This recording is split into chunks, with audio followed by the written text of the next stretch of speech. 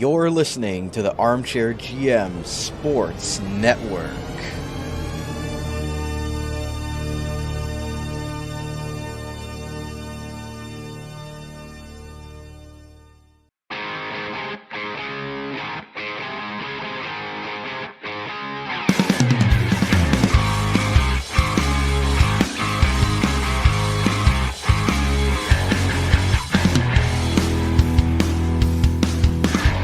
This is Rod Mahood, your in-game voice of the Niagara IceDogs, and you're listening to the Dog Pound Podcast on the Armchair GM Sports Network, your podcast source for all game analysis, team interviews, and up-to-date news regarding the Niagara IceDogs. Perlini!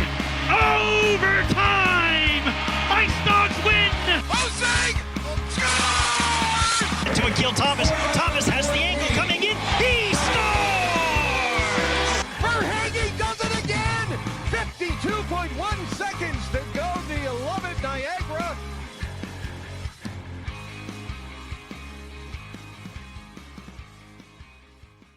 Back with the Niagara IceDogs Director of Scouting, Adam Henrich. Adam, the draft just wrapped up, so this is a post-interview that's going into our draft show.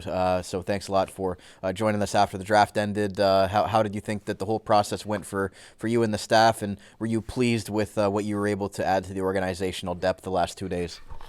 Yeah, it was amazing. I think, given the year experience we've had as a scouting staff now, mixed with seeing what we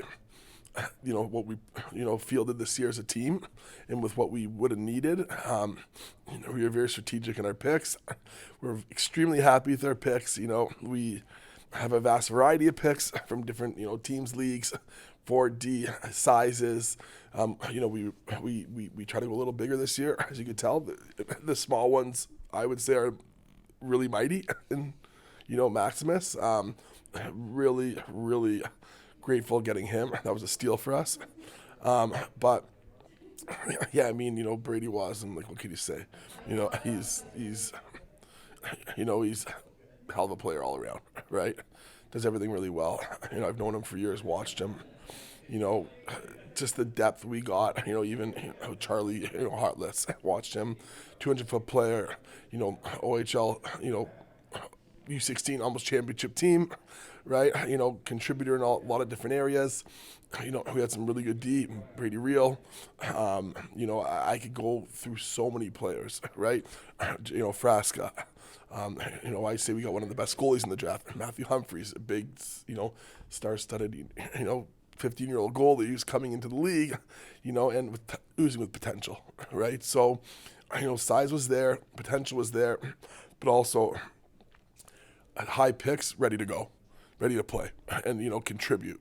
And I think that's the difference, right? And I hope we filled those areas really well. We put a lot of work in this year.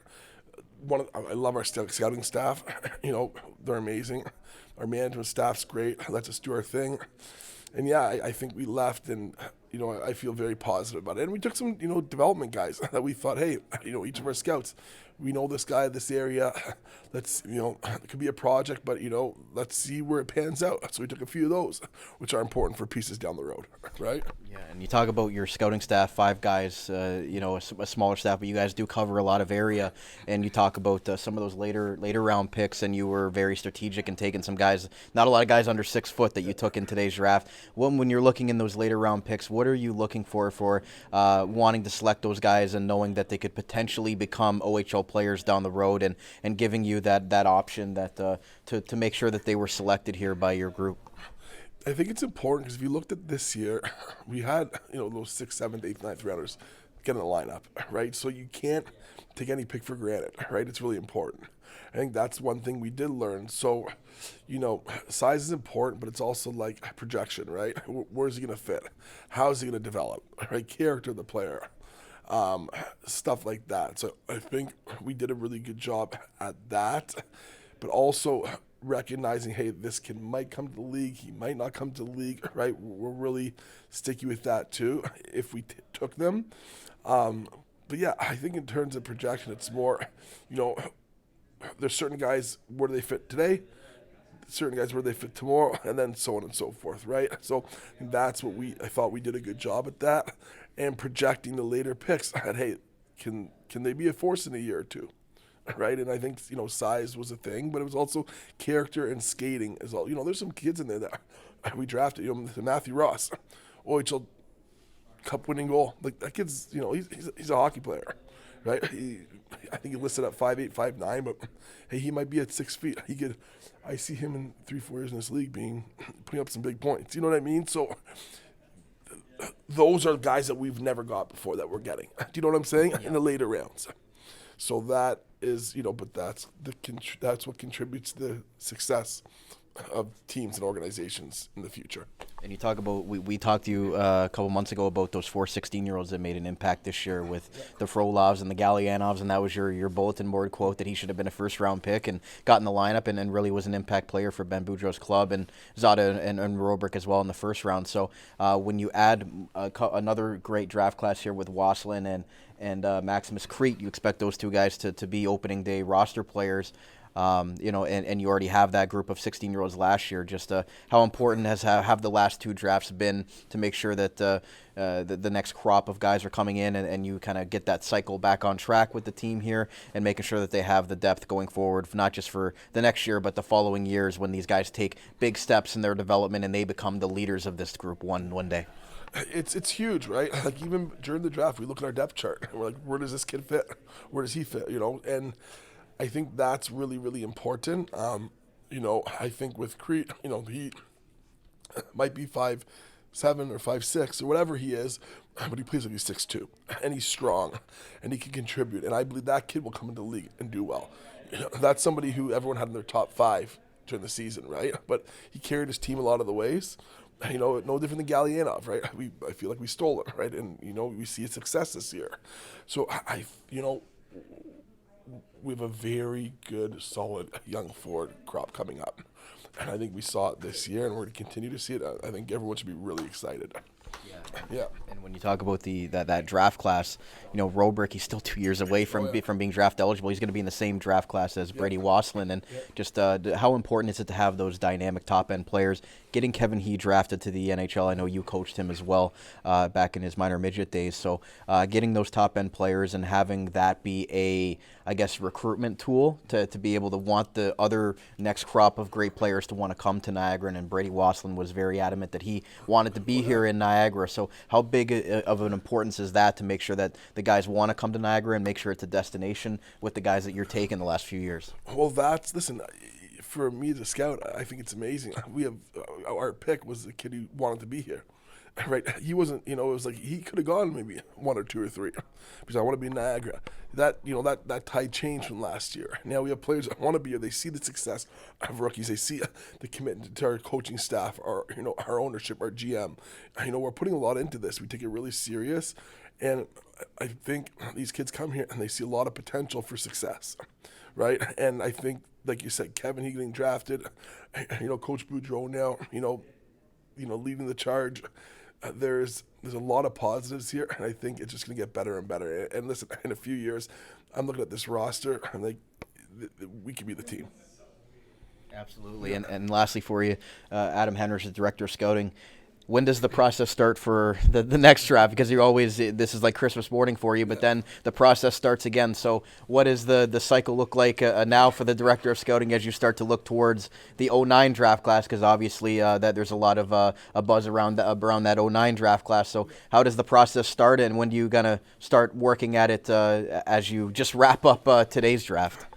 I think the draft day has a top prospects tournament in June, so I think we go right back at it. The good thing about this, it's hockey, right? I always say, you're watching hockey, you're scouting, you're evaluating, you're developing. So anytime you get a chance to go to tournaments or anything, you're always watching or scouting, right?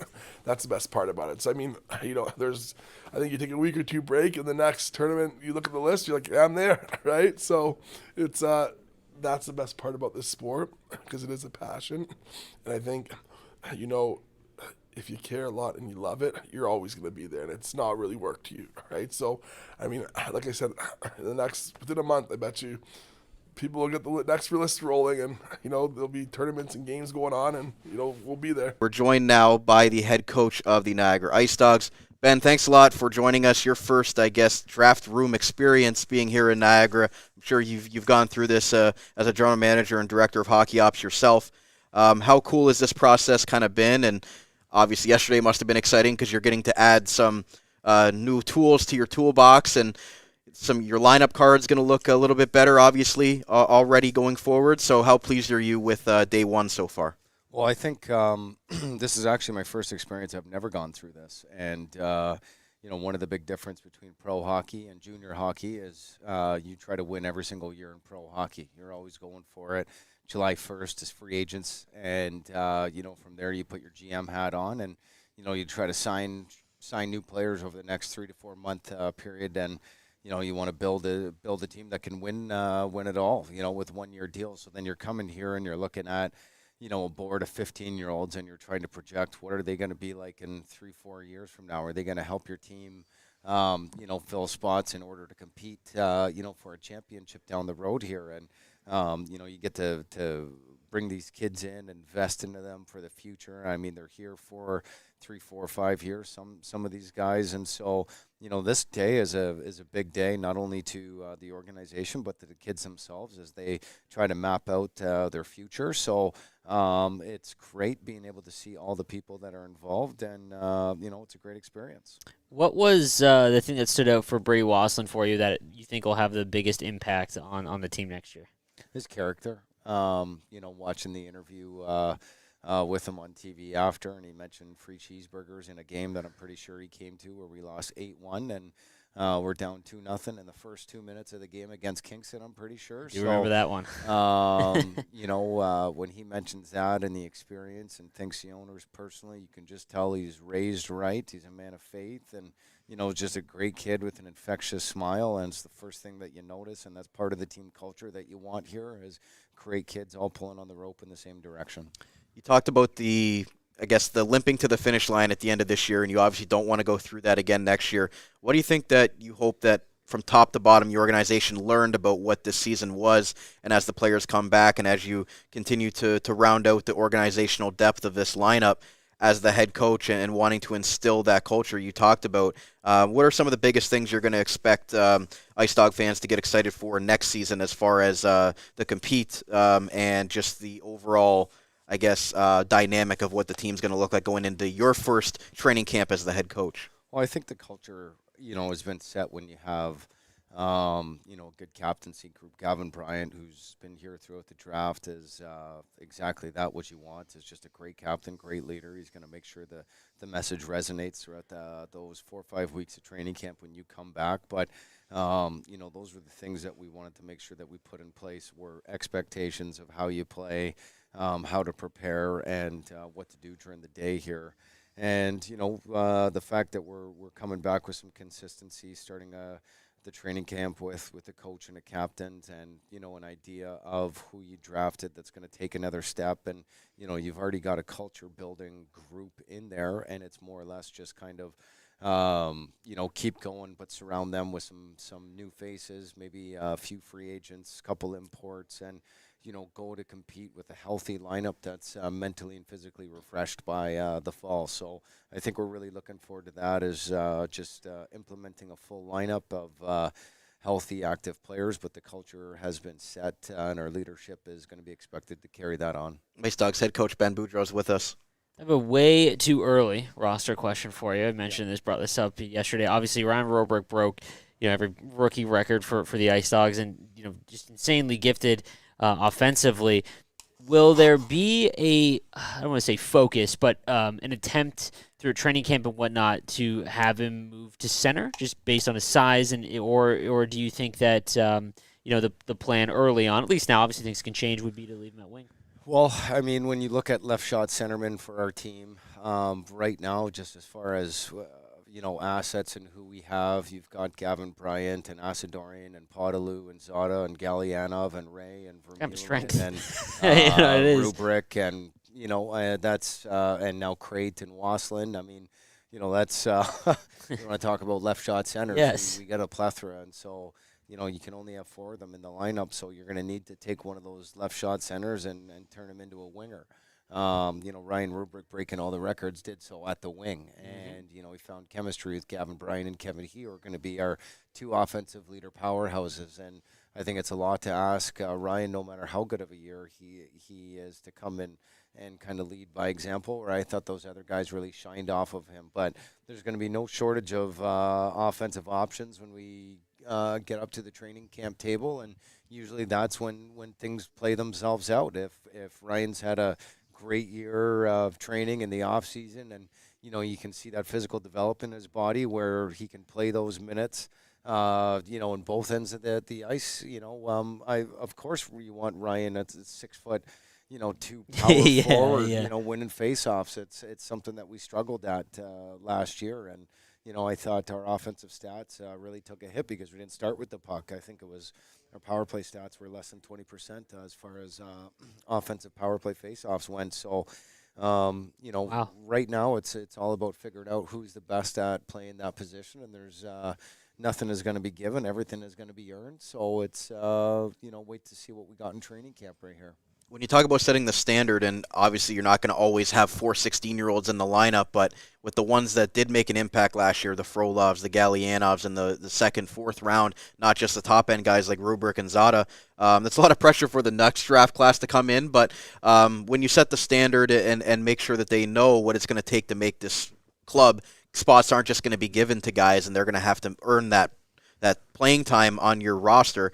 When those young guys come in and they see that 4 16-year-olds made the lineup, you have to make sure you let them know, like, hey, these spots are going to have to be earned, and make sure that right from day one that they know that it's going to be a competitive roster to make, and not necessarily like we saw at the end of last year where the IceDogs weren't able to field a full lineup and we're having some call-up players throughout the end of the season. Well, I mean, yeah, 100%. You look at the way it started. I mean, Rubes didn't really move outside of the top 6 all year, but Zada started on the 4th line. Gallianov was out of the lineup. Frolov played limited minutes, and by the end of the year, those were some of our most dependent guys. Even, one of the last overtime win against Peterborough, our whole second line was Gallianov, Rubrick, and Zada, and they scored 2 goals in the first period, and Kevin ended it. And you're looking at these, guys saying this is the future of the franchise, these 16, 17-year-olds. So if I'm Braidy Wassilyn, if I'm Maximus Crete, I don't care who you are, even Humphries as a goalie. I mean, Frasca with his lineage and bloodlines, I mean, they're coming in here expecting the team. That's what I would hope from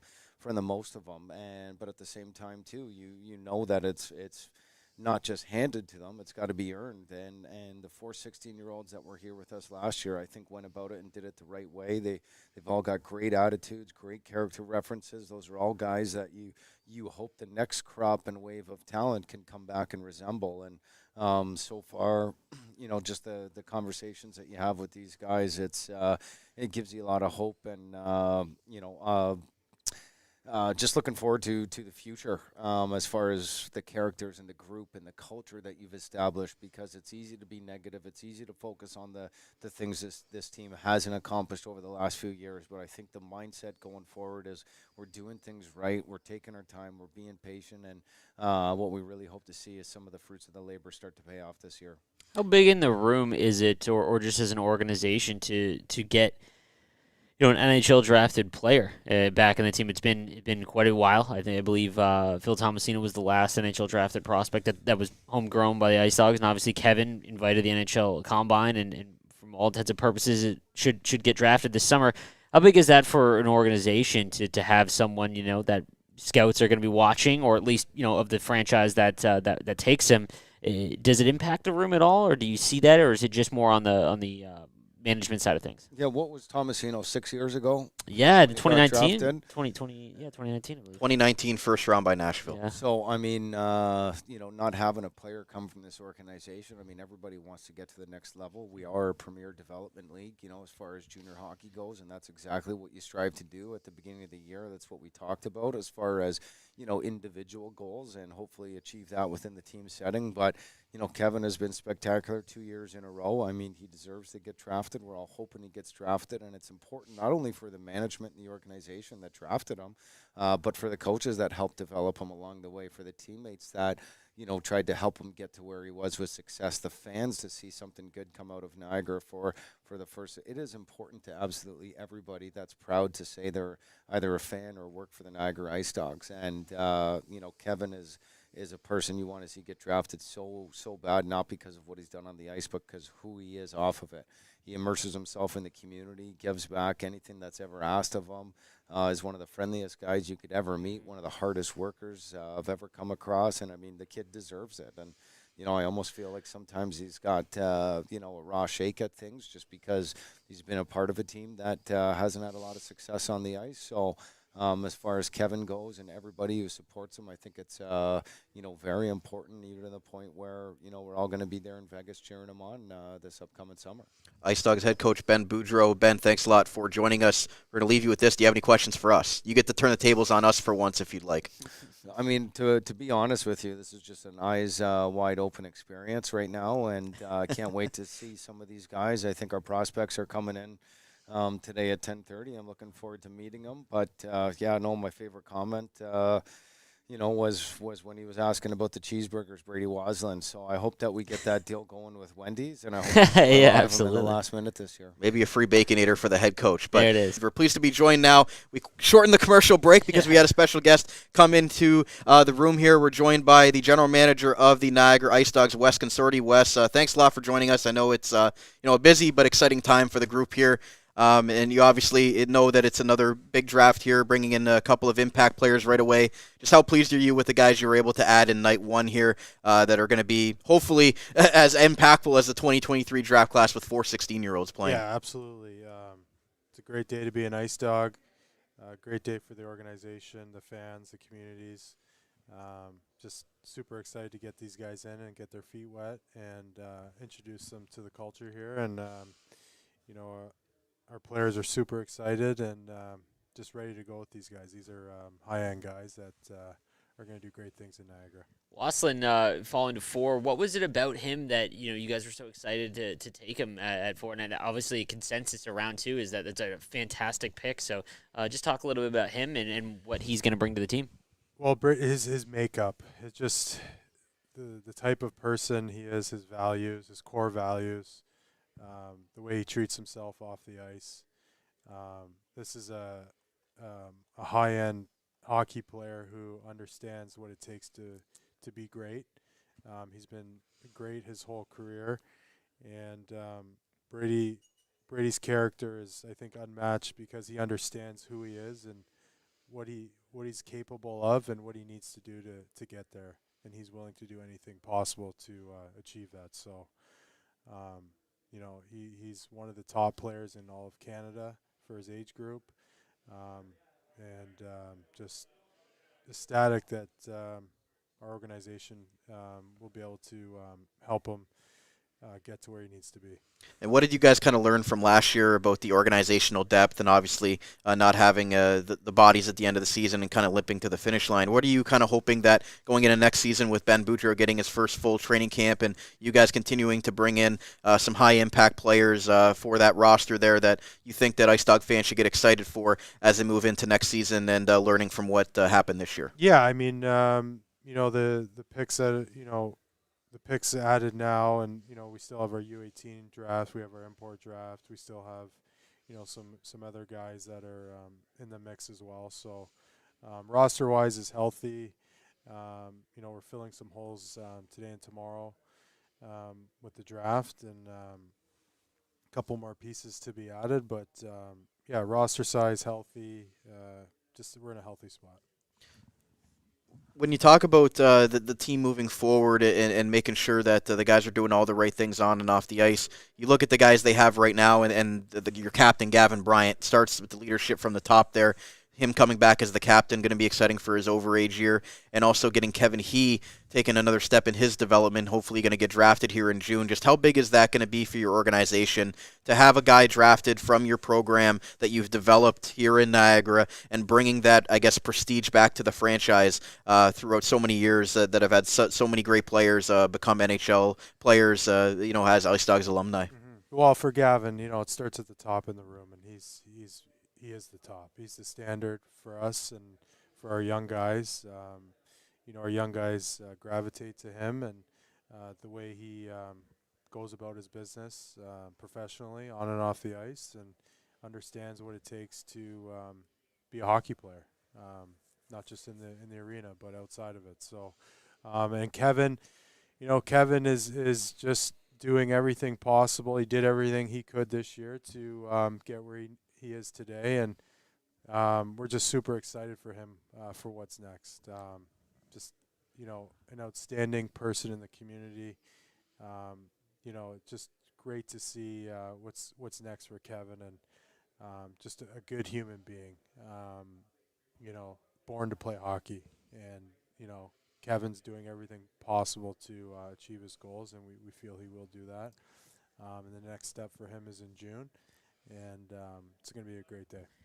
What is, obviously I think we're starting to see the turnaround. I mean, the season it was very fun to watch. Obviously the result wasn't ideal, but we definitely saw massive improvements throughout the roster, including just such an impact addition in Rubric as well as the rest of the draft class. But what would be, in terms of roster construction going into this year, what do you think would be your biggest focus? Whether it be defense, offense, something like that. Is there one more than another that you kind of are putting a focus on this year? Well, I mean, for the players individually, like we expect, and I think the players expect a jump in their overall game, their production. I feel if we can get, the right amount of guys to accept, that's what's expected, and see that happen this year, we're going to be a much more improved team. Point of emphasis, obviously. I think with a lot of teams is in the back end. It's a tough league. We need tough minutes back there. They're hard minutes back there. So, defense is priority, I think, for a lot of teams. And, the tougher defensively you are, I think it helps our forwards up front, gives them a little more space, but it also helps the structure of the team, 5-on-5 and all that stuff. But I think if we get the right jumps from certain guys, I think we're in a good spot because, the potential in a lot of our guys is massive. So we're excited to see that. Last one for me, as the day two draft, there seems to be a bit of a theme here. You mentioned that you definitely wanted the help in terms of the defensive side of things and the physicality. Almost all of the defensemen taken, or all of the defensemen taken so far, there's been 4 at the time of this conversation. They're all over 6 foot. Was that a point of emphasis? Well, in terms of size? Yeah, I mean, size is a bonus for sure, but I think anyone who's seen, the league and studied the league, it's hard. It's hard back there. The bigger you are, yes, but you also have to be able to play hockey at the same time. So, the size for us is, not archaic thinking, but it's a bonus. And, we got great coaches that can mold these guys to use their size properly, not just, be a big man and say they're big, but play big and use their feet. So, I think size is a bonus for sure. Last one, Wes, before we let you go. Maximus Crete, what did you like it in him? He's a smaller guy, but it sounds like he plays a hard game, and it seems like you were getting a lot of praise from those who cover the league as far as in the draft perspective. So what did you like about Crete with the 30th pick to select him as an IceDog? Just a gamer. I mean, he's everywhere. You watch him play, he's never off the screen. Any important play, his name comes up. So, just again, born to play hockey. This guy, it's a complete player. Good person.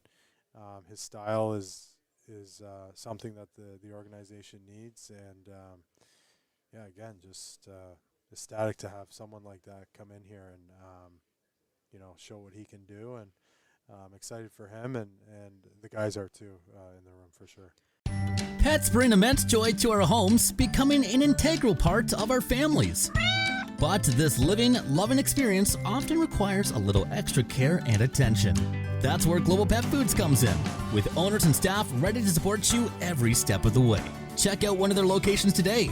3643 Portage Road in Niagara Falls, 160 Highway 20 in Font Hill, or 400 Scott Street and 344 Glendale Avenue in St. Catharines. Global Pet Foods, where pets are undeniably part of the family. Proud to sponsor the Dog Pound Podcast, the official podcast of the Niagara IceDogs.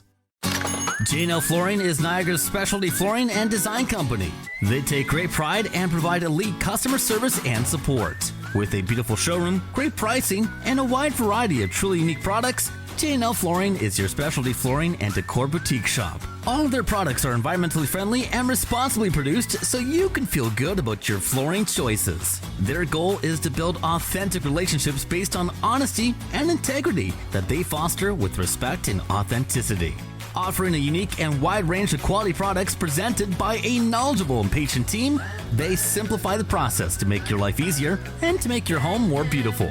Visit them at 4424 Montrose Road in Niagara Falls or find out more at jnlflooring.com. If you think you can get a better deal anywhere else, you don't know Jack at J&L Flooring. Niagara Golf Lounge features 2 state-of-the-art indoor golf simulators, allowing you to play some of the world's best courses all year round. The perfect place to indulge all season long. Don't worry about getting thirsty while you play around with your friends. Their fully stocked bar offers a wide selection of drinks, appetizers, and a variety of meals are also available to enjoy before, during, or after you play. Grab a seat next to the fire in their comfortable sports lounge. Didn't bring your clubs? No problem. They have partnered with TaylorMade to offer you the best rental clubs. You won't want to miss their exclusive NFL and NHL giveaways for the Buffalo Sabres and Buffalo Bills. Located in the Best Western Plus Cairncroft Hotel, 6400 Lundy's Lane in Niagara Falls. Visit NiagaraGolfVacations.com to learn more and to reserve your golf bay today. The Niagara Golf Lounge, Niagara's home for golf and sport all year round. Are you currently looking for work in the Niagara region? If so, you owe it to yourself to check out the services provided by the Niagara Employment Help Center, located at 6100 Thoroldstone Road in Niagara Falls. Their many free services include a fully staffed resource area open to the public, resume and cover letter writing, local labor market information, job search strategies, assistance with clarifying employment, training and career goals, employment counseling and job search support, Better Jobs Ontario information and registration assistance, and you can check out their website at ehc.on.ca or call 905-358-0021 for more information. The Niagara Employment Help Center, helping people find work since 1983. This is Kevin Heath. This is Ethan Zader. It's Owen Flores. You're listening to the Dog Pound Podcast, the official podcast of the Niagara IceDogs.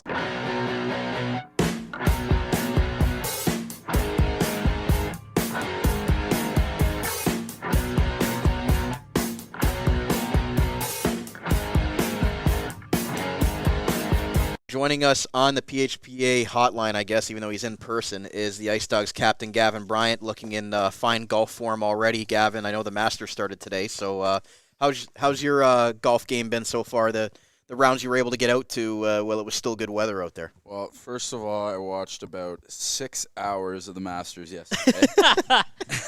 Excellent. Who's your rooting interest? Well, obviously Tiger. Yeah. Just watching Scotty has been unbelievable. DeChambeau too. I saw that he got approved of those 3D clubs today or this week, but came out today, so that was pretty cool. But no, I golfed last weekend as well, and nice. It's been all right weather. So not today, obviously, or not this weekend, I don't think. But no, it's been good. Well, my boy Jordan Spieth had a quad bogey on 15 today, so I don't think he's making the cut going forward. I think you might be able to take him a run for his money there, Gavin. But just your first, I guess, taste of the draft room as the captain and just kind of being here watching this whole day. Can you reflect back to your draft year with Owen Sound and how kind of nerve-wracking that was for you, and when that call did come, how cool of a moment that was for you and the family of everybody getting to kind of soak in the moment? When this weekend comes, do you kind of reflect on your day? Well, yeah, for sure. I mean, coming in today and just seeing the setup and everything brought me back to it for sure. It was a pretty special day for sure, obviously, for my family and whatnot. But yeah, having seen the setup today, and no, it was an honor. Darren and Wes letting me announce that pick for Brady there, and no, I haven't heard nothing but good things about this kid. Looking forward to meet him hopefully tomorrow. But no, for sure, it's a big day for the future of the IceDogs. Obviously, big weekend, and no, hearing nothing but good things about the pick so far. So it's just cool to be a part of it. So what's the off season like for you and the team and the rest of the players that'll be back next year? When does it really kick in terms of like off season and things like that? What are you working on, and what's an off season like for a player? Yeah, I think the biggest thing for sure, especially after an OHL season, I mean, guys need their rest. Mm-hmm. So whether it's sitting on the couch watching the Masters like I've been doing, but no, I mean, I just for my case, I just got back in the gym this week, so I took around 2 weeks off there, and then just kind of starting off light. I don't know how long guys take off the ice, but it's good to just reset, kind of get your mind off the game. Your mind's on hockey for majority of the year, so no, it's I think it's a pretty healthy thing to get home, get some rest, see the family, see your friends and everything, and then really hit it in the off season. For me, obviously, it's the nonstop skating, every day working out as well. But no, I got a pretty good in my hometown with my gym. I've been working out with the same guy for around 7 years now, so it's good for sure. What's something you specifically are going to work on in the off season? Something that in your game that you think is something that you want to make a focus of this offseason going into next year? We're not talking about his golf game, right? Not his golf game. No. I think health-wise, first of all, I got probably the worst shoulders in the OHL, so getting those, maybe getting those strengthened and whatnot. But no, I think biggest thing for me, the league and the game isn't getting slower. So I think obviously for every kid going home working on their skating every way they can is a big thing for sure. I think for me personally as well, just conditioning wise, I played a lot more, got a lot more ice time this year. Was fortunate enough to get that, so I think getting my conditioning at the peak it's been in my career would be good this summer. But no, other than that, just obviously putting the muscle on that you need to put on to play in this league. But no, other than that, it's gonna be a pretty big grind of a summer. Now that you've transitioned to an older player, it doesn't seem like that long ago, and you're not even that old. I mean, we're in our 30s, so exactly. I mean, let's relax here. We're in our 30s, but as you transition to an older player in junior hockey, I guess I should say, when you look at it and you see like a guy like Maximus Crete and people have already made player comparisons to Gavin Bryant, how does that make you feel that now that you're an older player in the league, people are starting to compare themselves to you and the type of play style that you are? Do you take pride in that, knowing that like people want to become the next Gavin Bryant or play the same play style as you and be the same kind of leader that you've kind of turned into be? I don't think it's something that you probably try to do. It's just you being yourself. But when you look back and reflect on it, how cool is that to see the next generation coming up and wanting to be like you, I guess, as you were kind of a young player once, looking up to some of those other guys? Yeah, for sure. Like you said, I mean, I was a young player once in this league. It seemed like just yesterday. It seems like it's flown by for sure. But no, I'm fortunate enough to have had three years in this league, going into my fourth. It's been great, and yeah, you know what? I can't speak enough about the IceDogs in the future. The IceDogs. It makes me want to be an 06 or an 07 as an IceDog right now, because I feel like there's a lot of good years to come for sure. But no, it's just it's exciting times for sure. I said it towards the end of the year as well. It's been it was a tough year, but I mean exciting times to come. And like I said, it's just fans kind of get a taste of that this weekend, seeing the new crop. And no, like you said, it's been it seems like it's been a pretty good night so far from an IceDogs fan perspective. And no, I feel like saying I wish camp was tomorrow, but obviously you don't want to wish the summer away. But no, it's pretty exciting times for sure. What do you think Wassilyn has to? What's your advice to him, and what's he going to go through in his first camp and season? What's it like as a player coming to the OHL? What's something that you think that you've got to help him with,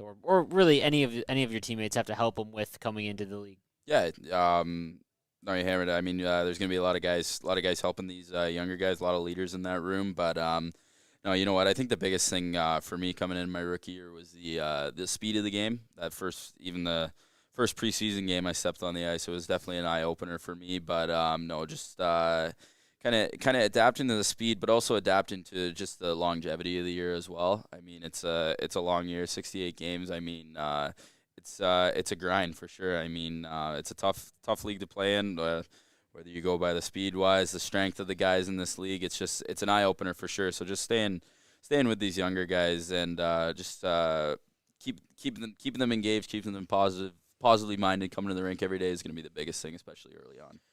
I was thinking about it, and you led the team in points this year quietly because everybody really talks about Kevin He and Ryan Robrick, and I know you hate give it to him. He hates talking about himself, so I hate asking him questions about himself. So I'm going to kind of turn it around. You're going to be an overager this year. Your OA that just passed, Connor Federico, can you just talk about what he brought to the room this year as an older guy playing a role? It wasn't like he was a top-end point producer as an overage player. He really played his role in all aspects. And how much did he mean to you guys in that room? And I know you guys wanted to send him off with a win, but I think that whole ceremony and looking back on it, his final game and what you guys were able to kind of do for him and making him feel special being in his hometown in St. Catharines, just how much did he meant to this team, and how much do you think of a lasting impact his kind of on-ice and off-ice leadership is going to bring to this team as you guys move forward? You need a Connor Federico on your team if you want to win. I mean, just what he'd bring on a not even a nightly basis, just a daily basis, coming to the rink and shooting the jokes that Feds would, just keeping the room loose and whatnot. But you get to the game, and towards I want to say in January he started to rack up late 28 minutes a night into the 30-minute mark. It's a tough ask for a defenseman in the Ontario Hockey League, but at Feds tackled it really well, and I mean just his presence on the ice. I don't think there was a lot of guys that were too excited to get on the ice when he was on the other end. So just a lasting effect in my life for sure. He taught me a lot, and I think we fed off each other a lot. It was good in the room to have him, but no, I wish nothing but praise for him, and obviously not the send-off we wanted, but just having his family in there and his friends and everything, the whole damn section, they were right there. So it was it being a loss, it was a pretty cool send-off for him, having his family and friends there, and that was nothing but deserving for him. How big is it, or is it as impactful as it might seem, with Kevin going into the NHL Draft this year, and hopefully it appears that gets selected? How big is that to, obviously the IceDogs have gone through a pretty big rebuild here, but getting our first drafted player, how big is that for the room? Does it add like a level of confidence for your teammates, even though it's not yourself or the other players, but is it add some, legitimacy is not the right word, but, kind of a confidence for the rest of you guys?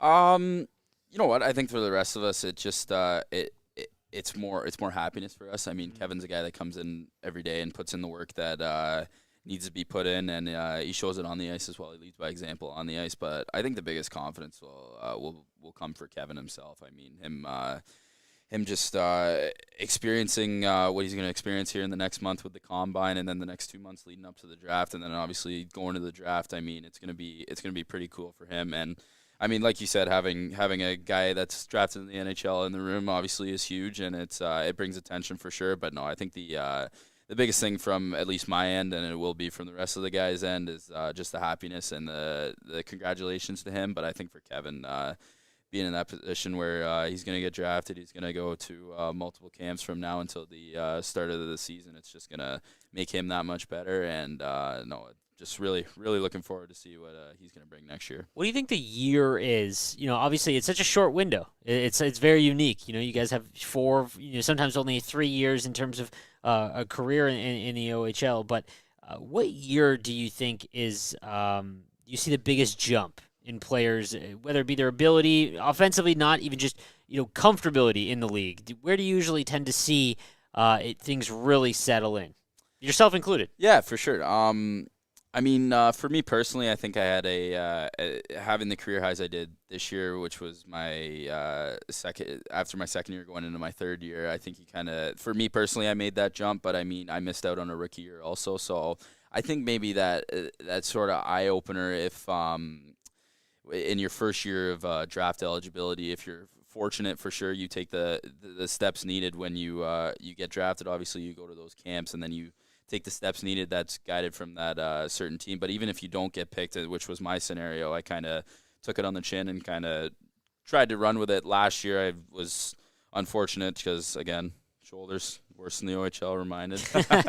But no, I mean, it's just one of those things where in my case I just kind of the frustration of it wasn't even frustration, but not getting picked, and then the frustration with my shoulders, it just kind of fueled me going into a new team this year. So I feel like you kind of hit those second and third years where you kind of hit your stride, and I think confidence is the biggest thing as well. You get that first year out of the way, and then if you gain confidence that first year, going into that second year, you're really excited as well. So in your second season, or a player's second season, again yourself included, where do you see the biggest confidence jump, whether it be offensively or physically? I'll give you a perfect example. Like we had 4 16-year-olds in the lineup. Physically, early on, you kind of see players maybe not get pushed around a little. Yeah, get pushed around. I mean, I think back to Zada in the second game, and he fought Haltonen, which was just so stunning because it just happened so quickly. But is it offensively or physically? Like, what is the thing where you see the biggest jump in confidence, or where does confidence impact you the most in terms of most players' games? Yeah, well, you gain a grasp on everything. Like I told you, the speed being the biggest one. But, I mean, I think all aspects you kind of hit that stride in the second year. I mean, offensively for sure, you see a lot of guys after their first years, obviously, offensive output go up. But, I mean, touching on physicality as well, it's all confidence. I mean, you get the confidence of going into corners a little harder than the year before. You get the confidence of shooting the puck a little more than the year before, right? So it all adds up. But I mean, it's just the experience level. I mean, like you're like a sponge in your first year. You're gaining, and then you kind of put it all together your second and third year, and then you kind of hit that stride from there. So I mean, it hits all aspects for sure. But no, for sure, offensively and physicality, like you said, being the biggest ones. And last serious one for me, Gavin. Then I have a guest question from somebody you probably know is coming. But my last one is, you're obviously trying to earn a pro contract this year, and you see a good friend in yours, Bo Akey, earn a contract, a pro tryout with the Pittsburgh Scranton-Wilkes-Barre Penguins. And does that kind of fuel you, and knowing that there are going to be more scouts in the building this year with some of your high-end talent? Kevin's going to get drafted, and Robrick a couple years from now, and having so many young 16-year-olds in the lineup that are draft eligible for next year. Like, how much does that motivate you? I know you put the team first, but knowing that, earning that pro contract and continuing your hockey career is obviously something that you want to do after you finish out playing your overage year here in the Ontario Hockey League. Just how kind of motivated and kind of fuel does that give you, knowing that it's I guess a good resume builder and job interview for you this year as well? Yeah, for sure. I mean, you're never going to shy away from wanting to make the NHL until you hang up the skates. And I mean, I'm going into this year open-minded. I haven't been to a camp or anything like that. And no, I'm just trying to show myself and show what I can do. Hopefully, in a full season. Had almost a full season this year, but no, I mean, all the tools are going to be there. I think we're going to be, like I told you, I think we're going to be a lot better team next year. But no, like you said, seeing Bo get the deal that he did, and he actually scored the night that I saw. So that was from a friend's standpoint, training with him every day, just seeing the work that we put in and seeing that it's working off for him right now is pretty cool to see. But no, just heading in next year open-minded and no, just trying to build off something that I made this year. So you went through. You mentioned you lost your rookie season with that due to COVID. Yes. Yep. Yeah. How, like, obviously, knock on wood, nothing like that ever happens again in the world. But impact that, again, because the cycle is so short in junior in major junior. How much of an impact did that have on not just you, but like that entire, like, I mean, probably the biggest like spotlight would have been Shane Wright. That really messed with that, because he was a exceptional status, and obviously it really jacked up that whole trajectory. But in terms of like yourself and other rookies, like when you went into your first year after missing a year, do you think that it was made your first couple of games or first couple of months of playing easier because you were older, or did you feel like you were behind because you missed that first year of playing when you were younger? Well, yeah, you know what? I came in my first year, I will say, technically second. But I came in that year knowing that there was a crop of younger guys lower than me, so that gave me a little bit more confidence. But I mean, it was tough, like for sure. Like the draft happening, and I think COVID came around that March break. It was right near March, right around there, and then the draft happening in April, and then just the what ifs and unknown throughout the summer, and then you get into September, October, and you think there's a plan in place, but obviously the virus wasn't going to allow that to happen. It was tough for sure. I just tried to make the best of it. Had a lot of time with my family. Obviously, everybody hopefully did for sure. But no, it was. The funny part was getting creative with the at-home workouts. For sure. Yeah, getting creative with that stuff. I mean, trying to stay in shape in case there is a season coming. You rollerblade a lot? Right? Like, yeah, what was? Mars blades. Those Mars blades were one of my first purchases actually in April. So I was blading around with those, and then I can remember one of the funnier ones I had was just putting 2 chairs together and a hockey stick and kind of doing seated chin-ups with those. So like that was one of the more funnier moments that we had at home. But I mean, prison workouts. I know, yeah, that was the thing, right? But just getting creative, like you said. I mean, it was tough for everybody. But when it happened, it was like I'm just trying to get back and ready to go as fast as I can. I mean, trying to get my first year, and now looking back at it, it kind of sucks not having that. You get that first extra year, right? I know, which sucks. But I mean, again, just trying to make the best of it, right? But no, for sure. Niagara's picking in 6 picks. We're here with IceDogs captain Gavin Bryant. Last one for you, Gavin. We appreciate you taking the time today out of the draft room. But this is from Colin Ward from the OHL and 60 podcast. It's a 2-part question. He goes, ask him if he knows a guy who can make their own draft clothes. I think he's referring to your father. And then he says, and what is it like in the year 4 since he's been drafted, and what he'd tell rookie Gavin Bryant as overaged Gavin Bryant? Well, the first question, little funny story behind that one. My dad, I had a white T-shirt, printed out a big Attack logo, put Bryant on the back, and I posed for a picture of it. I guess got on the Attack Instagram and whatnot, but he was creative about that one. Again, that was the creativity coming out of COVID, right? But no, I think the second one, I guess the biggest thing being just soaking it in, enjoying it all. I mean, it seems like just yesterday I was getting picked Owen Sound, and it seems like just this morning that I'm going to camp for Niagara this year. I mean, this year flew by as well, but I think just the biggest thing would just be soaking it in, and it's been a fun ride. It's been a crazy ride these 3 years, and I'm hoping it ends with a blast this year for sure. But no, it's enjoying it, soaking it in, and no, I'm definitely going to be soaking in this year as well. So joined now on the PHPA hotline by IceDogs forward, assistant captain, and draft eligible forward in the National Hockey League this year. That would be the one and only Kevin He. Kevin, thanks a lot for joining us today. This is a pretty exciting day for the IceDogs organization as a whole. But can you just speak to looking back on it now a couple of years ago when you were drafted and that whole experience? What sticks out to you when you reflect on your draft day? Yeah, I mean, there's definitely a lot of, nervousness and excitement built up for that date. But, once you get drafted, I think it's a once-in-a-lifetime moment. So I think it's a pretty special moment for me and my family, and we're all together celebrating it. So I think it was a fun time. Kevin, thanks for joining us this morning. You've got a big summer upcoming. Talk to us a little bit about, what that's like and how it differs from your prior summers going into, your second season in the OHL. What's it like and kind of what's on the docket for the next few months for you? Just training. I think I've been in the gym, every day and kind of been starting to skate now a few times a week. So I think nothing changes too much. Just more focus and more effort into everything I do now. And more poised, I'd say. So, yeah, I've been in the gym quite a lot the past few weeks, but yeah.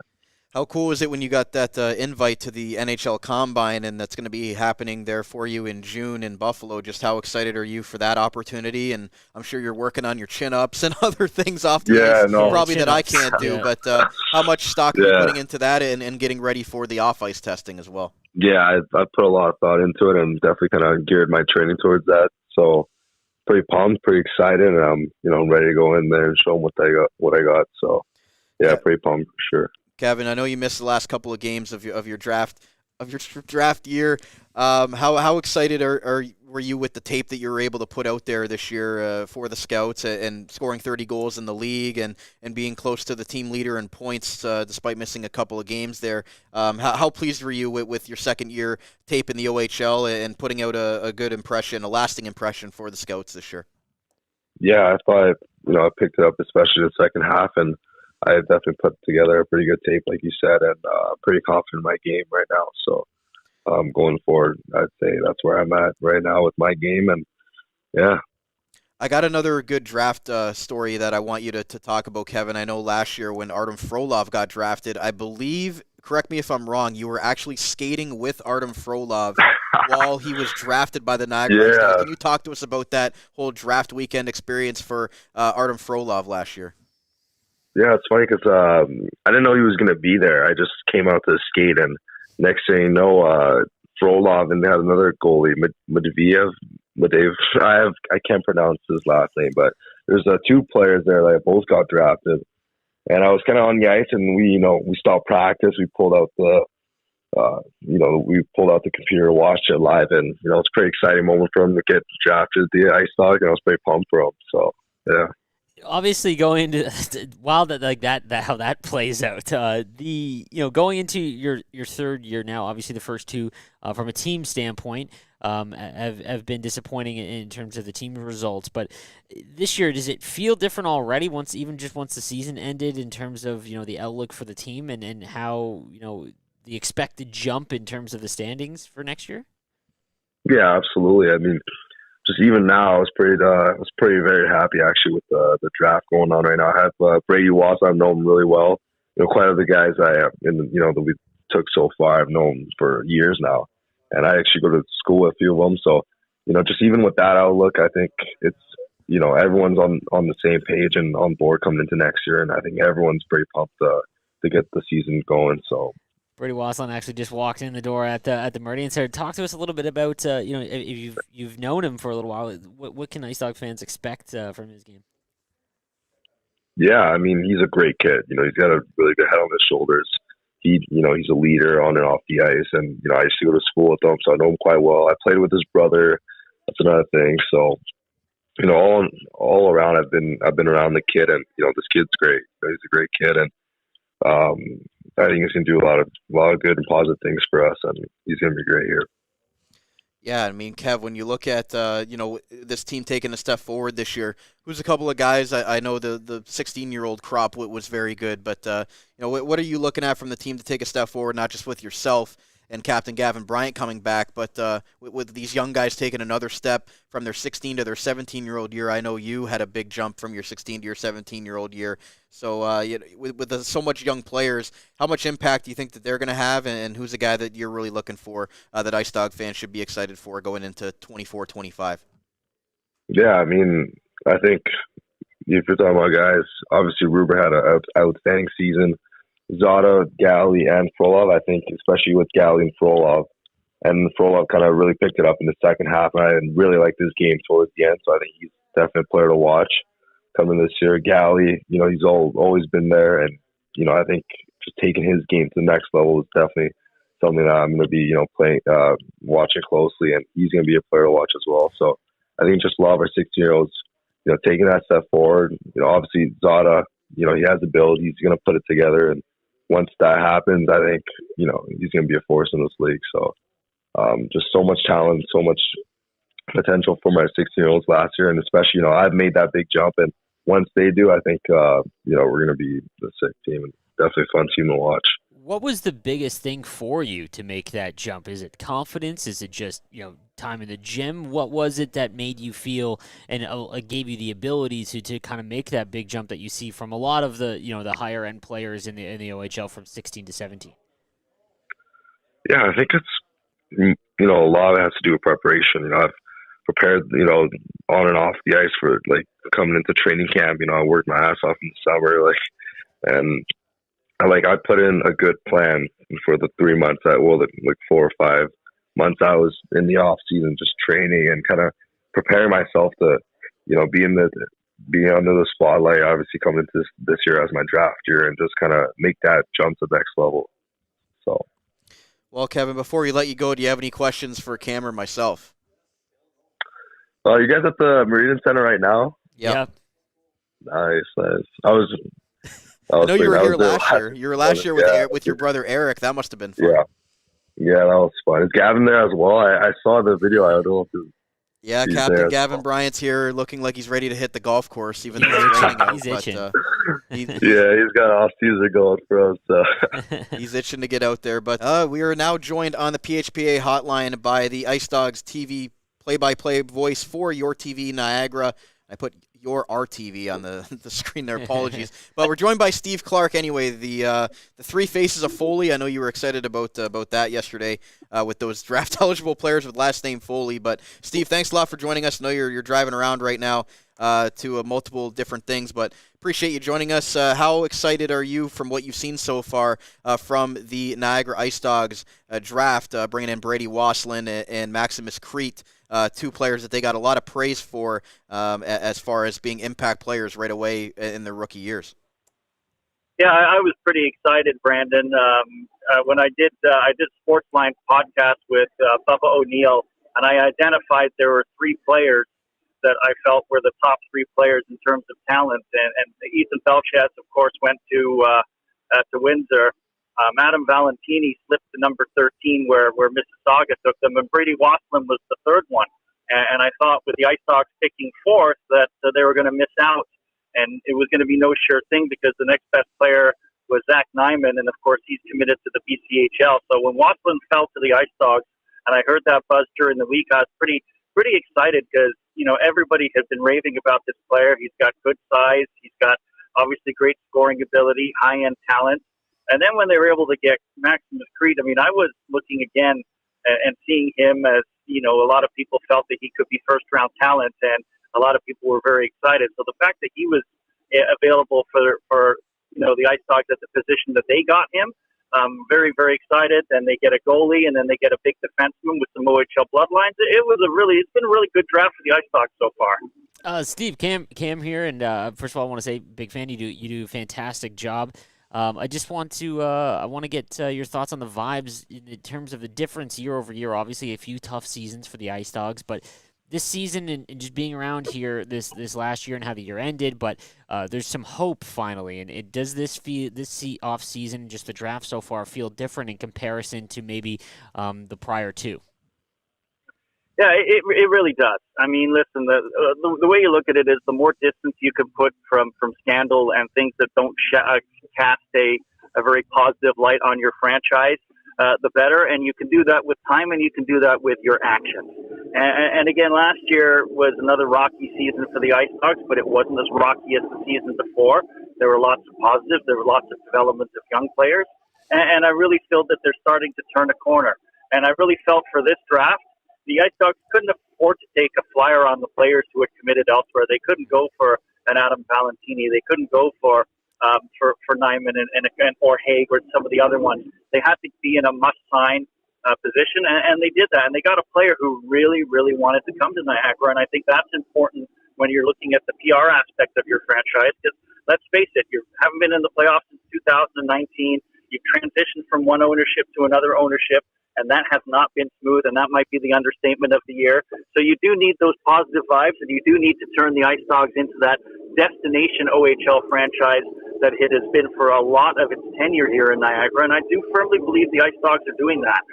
Yeah, he talked about the cheeseburger chant in his post-draft interview, which was pretty incredible that he did come here and watch a Niagara game at the Meridian Center. From your perspective, Steve, calling the games, and we talk about the Ryan Robricks, and we heard a bunch of your calls for breaking his rookie records this year, 16-year-old records, regular rookie records. It was a banner year for Ryan Robrick and some of the other younger crop of talented players. But from your perspective, calling the games all season long, what did you see that fans can look forward to next year to hopefully take a big step as far as what you saw this year from some of the development of some of those younger players as they go into their 17-year-old years? Well, first of all, before we get to the 17-year-olds, I'm very excited to see a drafted Kevin E and what he can bring to the table next year. I don't believe that last year was the ceiling for him. There's another level that he can aspire to. As for the 4 16-year-olds, obviously Ryan Robrek is on a trek to maybe even get like upwards of 40 goals this year, assuming he continues to grow and develop the way that his trajectory is saying that he is. I mean, he stepped into the league last year, took a few games before he got his first goal, and then it looked like he belonged in the league for 2 or 3 years the way that he was playing. The same thing as well with Ethan Dodd. It took him a little while to get going, but somebody messaged me and said that once he scored his first goal, it seemed to turn a corner for him. And I really liked the two-way game that he could bring in, the physical play that started to elevate towards the end of the season. Ivan Galyanov was a player who really wasn't even in the lineup. And then once injuries and suspension hit, he got into the lineup, and he did what you want every single player to do, and that's dare people to take him out of the lineup, because you could not take him out of the lineup after he got into the lineup. And I was probably more impressed with Frolov just because acclimatizing yourself to the OHL from the defense position and playing the minutes that he did at the size that he did. And, there were some rocky games there for sure. There's no doubt about that. But at the same time, though, it didn't seem to faze him. So I think the meaningful minutes that he played this year, I think will have a tremendous impact as he enters his second year. Steve Clark's with us, your TV play-by-play voice of the Niagara IceDogs. Steve, as we kind of reflect on past drafts and we talk about day two and trying to find those diamonds in the rough and those impact players that you're able to develop and find in those later rounds that can really be impactful OHL players for your team as they continue to build up into competitive playoff teams. Who are some of the guys that come to your mind that stick out the most throughout the many years that you've called the Niagara IceDog games as guys that weren't the most highly touted players but ended up becoming important role players for the IceDogs that they maybe have found in day two? Oh boy, that's a great question, because you can find it's either somebody you take a flyer on and you get them to commit, and so that becomes a positive, or it's a player that kind of flew under the radar. I always think of a guy, and I'm going back in history here, but a guy like a Shane Rover, and who really was double figures in terms of the round that he was drafted in. But then he just became that stay-at-home meat and potatoes defenseman and was a big part of championship teams. Big Mike Schwintz as well. I believe he was a 14th round pick, 280th overall, and he was a stalwart for Niagara for a couple of years. So if you're finding those defensemen who are big stay-at-home type defensemen on the second day, and then you could just kind of nurture them a little bit, you always don't need all the flashy skill at the defense position. You just need some guys who are able to play their position and do the job. And the IceDogs have been able to find a few of those through the years.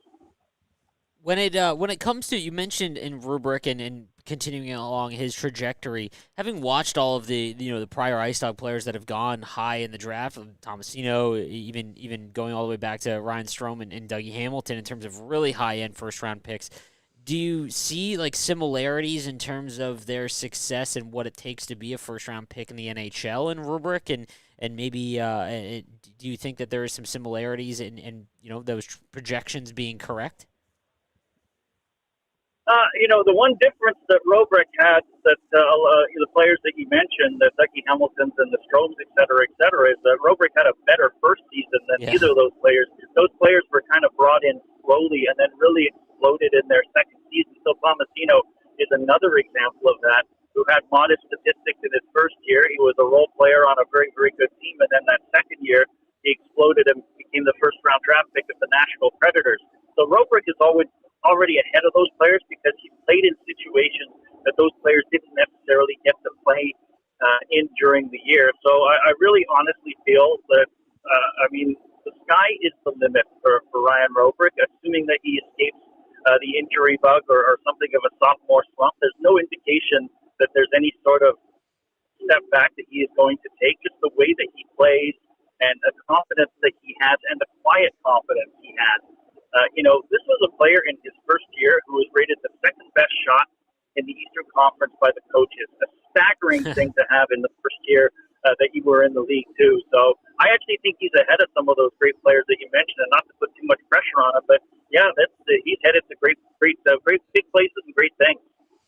Well, Steve, lastly for you, it seems like they're going with size in this draft. We've seen not one player, not one defenseman is under 6 foot that they've taken, and they've only taken 2 players under 6 foot in total. So it seems like they're going for bigger, harder. We heard Wes Consorti earlier talking about getting bigger on the back end and being harder to play against back there. Obviously, they lose Connor Federico, who was their heart and soul on the defensive side when they traded away Soblev and Wright and guys of that nature. Is that an emphasis that you look in the offseason as to, going into the import draft or making an overage trade, that they address bringing in some veterans on that back end to fill out with all those talented young guys? Yeah, it's the one concern the IceDogs have. It is defensive depth and defensive experience. And so, last year they finished the year, and not one of their defensemen was above 6'1", and that was after, they traded Sobolev. So you do need some big defensemen back there who could grow and develop and play with a little bit of physicality. I expect the IceDogs, again, knowing nothing about the import draft players, but I do expect them to target a defenseman. They will have another pretty high pick in the import draft. And then, I do expect them to get an overage or even a 19-year-old defenseman back there that's got a little bit of meanness, a little bit of grit, and to round out some of the good, kind of puck-moving defensemen they have in terms of, like a Chinowski and a Podrakar and things like that. So definitely that defense is going to be an emphasis, but I do expect imports and hopefully, reasonable trades, smart trades, not trades for the sake of making trades, because I do think the IceDogs have a chance to make a real leap this year in the standings. Colin Ward from the OHL in 60 podcast and the Dogcast for the Brantford Bulldogs is now with us on the show. Colin, thanks a lot for joining us. What did you think about the IceDogs draft so far? You know what? I'm very excited to see Niagara because it's one of those situations. Last year, I know the Bulldogs, there's been success against Niagara IceDogs, but the one thing is about Niagara, throughout the year, you saw progress. In the rebuild so far, in my opinion, from the outside looking in, guys, this has been the best year you guys have had, in my opinion. Far, yeah. And I think you have Robrick come in, exceed every expectations anyone could have had from the organization in Robrick. You had Zada have a really good rookie season, to be honest. That's a solid rookie season. You have a fourth-round pick play for you guys regular minutes. And Gallianoff, it just continued to grow, continue to develop. Wassilyn, a great pick. That's a pick where I had him third on my board. Sees the ice well. You guys mentioned earlier about him training with Patrick Kane. It's so nice that he's training with that pedigree, right? It's who you want to be with. The good teams in the Ontario Hockey League, the best players in any league around the world, they want to play with the best players. So to see him play with the best players and practice with them, because you learn more in practice and really grind with them, the day-to-day life is a huge plus to me, and let alone how good of a player he is. 6'1", 195 at 15, 16 years old. I mean, that's a plug-and-play guy. That's a guy that you're looking at possibly getting 25 points in a rookie year minimum, and that's a heck of a rookie season nowadays. And you talked about Maximus Crete, and you texted me last night, and you said comparable player is our boy Gavin Bryant, and I know you have a good relationship with the IceDogs captain throughout your younger days. But what have you seen from Maximus Crete, and why do you think that he was such a well, I guess, looked after draft pick there with a lot of the scouts and people that do cover the league saying that was such a great pick with the IceDogs at 30th overall in the second round, Maximus Crete? You know what's good about Maximus Crete is he's got that dogged effort, right? And I know in Brantford we always talk about the dog mentality, but that dog on the bone play. And that's the thing with Maximus. 5'8", 164, right? He's not a very big guy, but the thing is he plays like he's 6'1". The guy's always in the battles, and he doesn't lose battles. And it kind of reminds me of Denver Barkey. Denver Barkey came in the Ontario Hockey League in London at 16 years old, but didn't lose puck battles. Now all of a sudden he's a drafted player. He's a 100-point guy at 18, 19 years old. That's the type of player I love in Maximus. I think he's a guy similar to when Gavin Bryant was in his minor midget season in Brantford when I saw him play a lot. He's one of those guys, he doesn't lose puck battles. He leads by example. He has a high motor. And that's something that you can build around. If that's a guy that can listen to the structure with Ben Boudreau and buy into the plan, that's an easy buy-in guy. And that's the type of pick you want in Niagara. And I'm very excited to see this. And I mean, remember, he's playing in that upper Cyclones League in Ottawa, coming out of the upper Cyclones. You're playing against a lot of 18-year-olds there. So at 5'8", and you're playing against bigger and older opponents, that's huge for your development. And very exciting to see him. Honestly, you know what you're going to get from Wassilyn, but I think the most exciting pick right now is Maximus Crete. It has to be. Colin Ward from the OHL and 60 podcast with us. Colin, we want to get your general thoughts on some of the other stuff that's been going on. Cam and I have kind of been deliberating about it. We saw some of the players that have chosen to go in the BCHL route, the USHL route, and some of the players that are kind of not committing to the Ontario Hockey League. We saw Valentini would have been a top 3 pick. He fell to Mississauga, and whether they're going to take him or whether they're going to be able to recruit him or not. We saw Zach Nyman, probably the top defenseman, commit to the BCHL, and ironically enough, Mississauga took him as well. They're going to be in tough sledding with that recruitment for those two guys. But from your opinion, covering the whole league in general, what is your thoughts on this whole process as guys start to continue to try to go to other leagues and try to dictate kind of the way that the draft's going to go? We've seen it with London in the past, taking some guys later and hopefully able to recruit them later on down the road. But what's your opinion on this whole situation? You know, it's an odd situation. We had a big Reese Demany and myself had a big rant on the OHL 60 podcast a couple days back about this situation.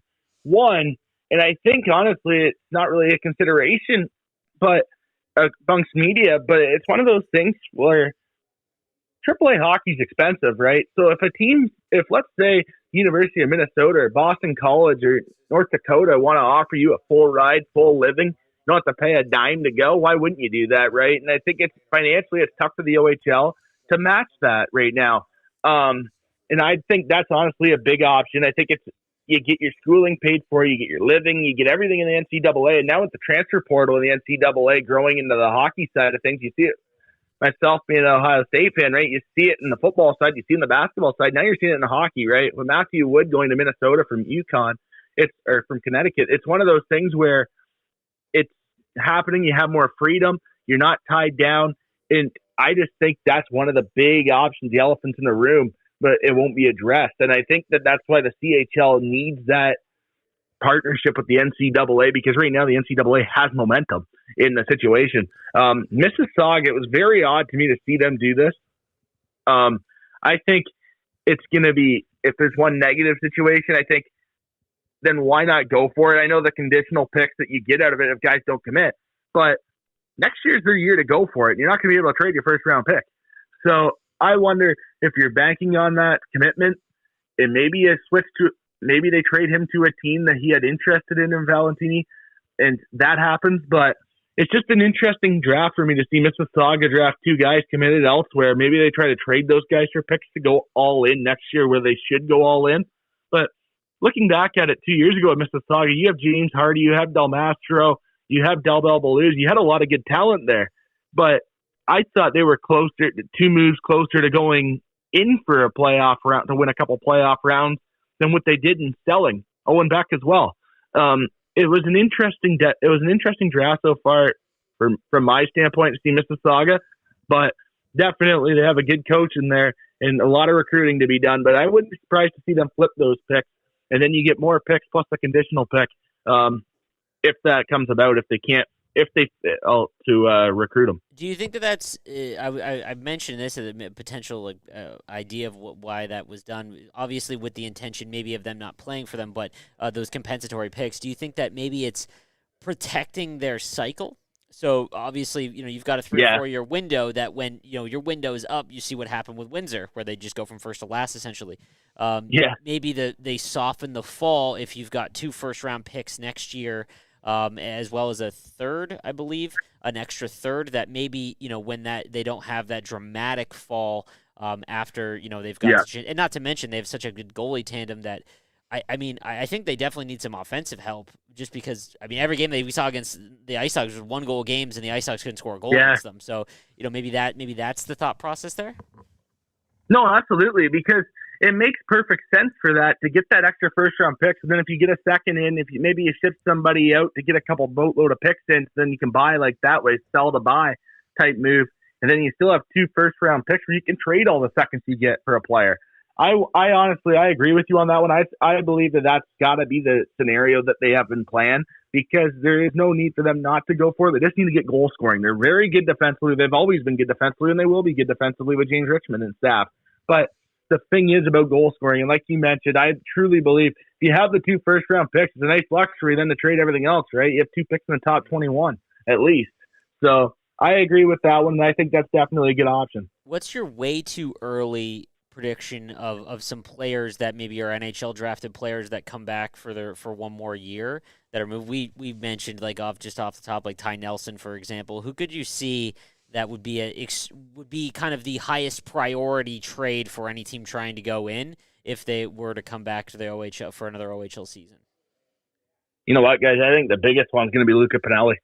What he did this year in Ottawa, going in for it, right? Getting Maillet, you get Millet, you get Kressler. You picked up 3 veteran guys. You gave up a lot of picks. Last year, you go trade all those picks for Mintyukov, Logan Morrison. So you made a lot of moves. Usually in the cycle, when we look at Windsor from last year to this year, right, you look at that, it's kind of their time's up to sell. So we'll see what they do, but I think Luca Pinelli is going to be a huge name to watch. 46 goals this year. The guy just scores, and the release he has, he's such a good player on the forecheck as well. He's not just a goal scorer, which is huge. And as you guys know, watching the game, it's nice when you can get that guy. Oh, he's got 45-plus goals, right? He's a 45, 50 goal scorer. But he's very good in the forecheck. He's a dog on the puck, very good on the back check, first guy back. That's the stuff that's very huge from Luca Pinelli. I believe Luca Pinelli, if he gets sent back being an 05, that would be massive for the OHL and a massive name if Ottawa tends to sell.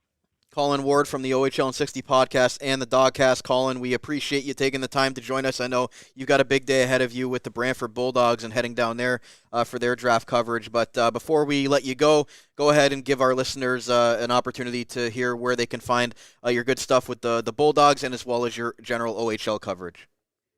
Yeah, with the OHL, you can find us on anywhere you listen to your podcast at the OHL and 60 podcast. With the Bulldogs, you can find us on the Bulldogs Audio Network at the Dogcast. And just go on the Bulldogs website, Bulldogs Audio Network, and we're right on there. In the Niagara region, Global Pet Foods is your destination for premium pet nutrition and caring expertise. Whether you've welcomed a new furry family member or need advice on top quality nutrition, their dedicated staff is ready to help. Discover why Global Pet Foods' lesser-known premium brands outshine the big corporate names. Their team's passion ensures your pet's health and vitality. Check out one of their locations today: 3643 Portage Road in Niagara Falls, 160 Highway 20 in Font Hill, or 400 Scott Street and 344 Glendale Avenue in St. Catharines. Global Pet Foods, where premium brands and caring staff make the difference. Wild Bill's Auto Repair is your local center for auto maintenance and repair in the Niagara region. Since 2012, Wild Bill's Auto Repair and Body Shop has been helping customers stay safe and confident on the road, knowing their vehicles in top running condition through their services. Located at 7868 Oakwood Drive in Niagara Falls, the garage started as a tribute to the owner's father, William Robert Hunter, who passed away, continuing the same community spirit and high level of service which customers came to expect from him back at Hunter's Auto Repair. Their multi-award-winning auto shop has earned the trust of the Niagara community with its fair treatment of all customers who can feel confident they'll get the trustworthy advice and repairs during their visit. Their experienced crew loves meeting new people and looks forward to forming a lasting partnership for the care of your cars. To find out more or to book service, contact them today, 905-358-7868 or wildbillsauto.ca. Wild Bill's Auto Repair, helping customers stay safe and confident on the road since 2012. Since 1999, Niagara Denture Clinic has been helping thousands of patients achieve natural-looking smiles with the confidence to show them off. Sean Patel and his wife Anne, both licensed denturists, bring a wealth of skill and experience to the warm and friendly atmosphere to their Niagara Falls location at 5501 Drummond Road. And their on-site Niagara Hearing Clinic offers free hearing tests and a variety of services to fit your needs. This family-run practice takes pride in providing superior care and service to their patients, along with the best premium products available on the market. Get the best work done at a more reasonable price. Niagara Denture Clinic is here to help. Protect your teeth with a mouth guard, replace missing teeth, and get better hold with your dental implants. Call them today for a free consultation at 905-353-1552 or check them out online at niagaradentureclinic.com. Niagara Denture Clinic, creating natural smiles in the Niagara region for 25 years. This is Alex Asadorian. Hey, it's Ryan Roberg. This is Ivan Galyanov. This is Gavin Bryant. And this is the Dog Pound Podcast, the official podcast of the Niagara IceDogs.